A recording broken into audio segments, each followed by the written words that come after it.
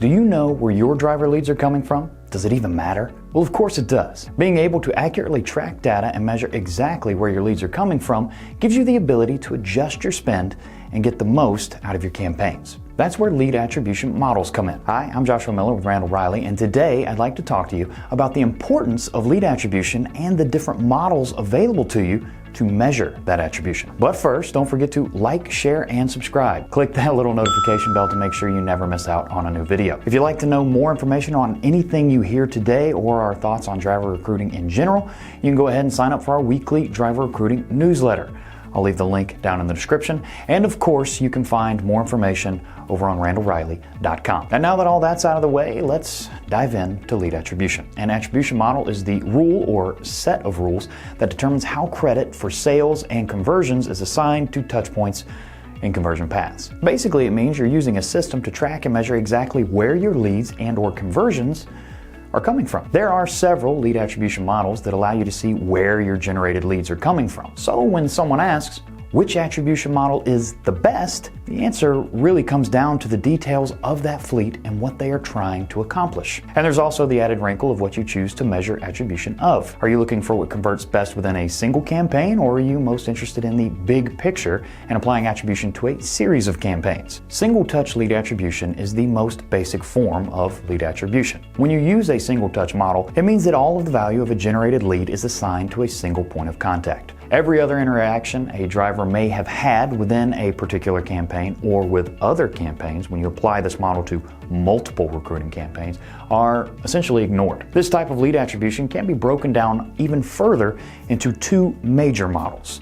The first touch model applies all of the credit for any driver lead or conversion to the first point of contact. The last touch model is exactly the same approach, except instead of the first touch, you're now looking at the last touch. And it is that touch that receives credit for the lead conversion instead of the first initial touch point. Again, this can be applied when comparing several campaigns to each other or to a single campaign and its channel mix effectiveness. Now, any form of tracking and attribution is preferable to none. But when it comes to improving your driver recruiting campaigns and acquiring more of the drivers you need, the more information and data you can gather, the better. That's why we here at Randall-Reilly generally try to steer clients away from single touch models and recommend some form of multi-touch lead attribution. So why do we prefer the multi-touch approach? Well, multi-touch models spread the credit for a lead or driver conversion over multiple campaigns or channels instead of weighting one single touch point with all of the credit. Linear lead attribution weights each separate touch point equally. And this is true when applying the model to a single campaign or multiple recruiting campaigns. The time decay model spreads the credit across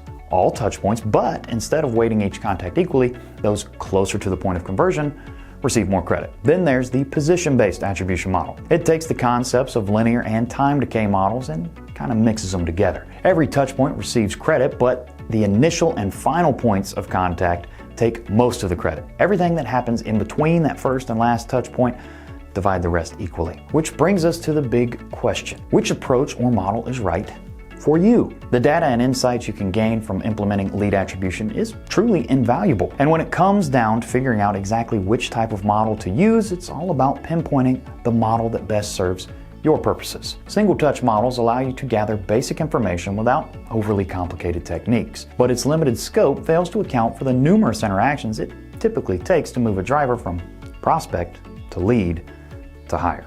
The more intricate and detailed multi-touch models all provide more detail and data than that of single-touch models. The major advantage being that you can see not only what channel or campaign is performing best, but what channels within a campaign or single campaign within a group of campaigns is actually driving conversions. If this all seems too daunting, or you're not exactly sure how to get started, or you just need help adjusting or optimizing systems you already have in place, one of our Randall-Reilly associates would be happy to work with you and assess your progress and get you back on track. In any case, you need to do all you can to make the most of your spend and the various campaigns and the channel mix within those campaigns. Lead attribution and the numerous models and options available to you can help do just that.